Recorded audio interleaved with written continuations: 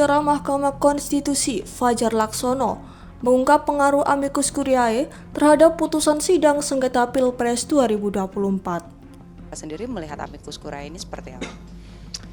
Iya, amicus curiae itu kan penyampaian aspirasi dari sahabat pengadilan. Amicus curiae itu kan sahabat pengadilan yang dengan amicus curiae itu mereka itu merasa punya kepentingan terhadap perkara yang sedang diadili di Mahkamah Konstitusi sebagai pihak sebagai orang-orang yang di luar para pihak di persidangan.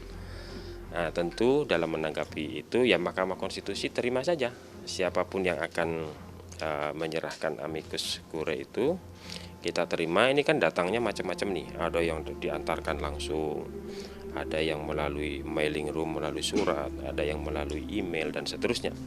Kita sedang rekap semua itu, tapi yang pasti itu semua sudah didistribusikan kepada hakim.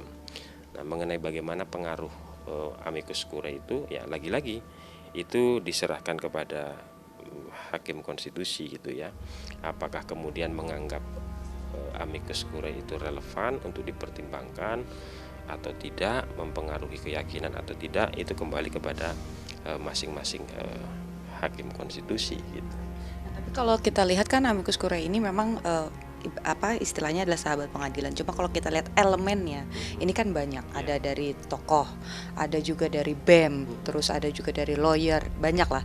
Nah, apakah itu tidak cukup untuk kemudian menggerakkan atau mempengaruhi putusan hakim melihat bahwa memang masalah ini menjadi sorotan banyak pihak?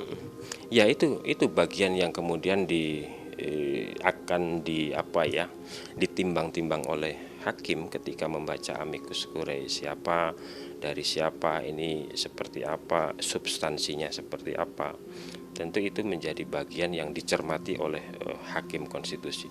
Tapi berbicara bagaimana pengaruh amicus curiae, nah itu lagi-lagi kita tidak bisa memastikan gitu ya, karena itu betul-betul menjadi otoritas bagian dari keyakinan hakim gitu ya. Apakah memang keyakinannya dipengaruhi oleh amicus curiae atau kemudian standingnya itu ya dia sudah punya standing sendiri. Tapi yang pasti itu sudah kita sampaikan, kewajiban kita menyampaikan amicus curiae itu sudah dibaca, sudah dicermati oleh hakim dalam proses pembahasan perkara ini gitu ya. Dalam perkara-perkara ataupun juga sengketa yang masuk ke MK sebelum-sebelumnya pernah ada putusan yang di dalamnya dipengaruhi oleh amicus curiae? Seingat saya dalam pengujian undang-undang itu ya.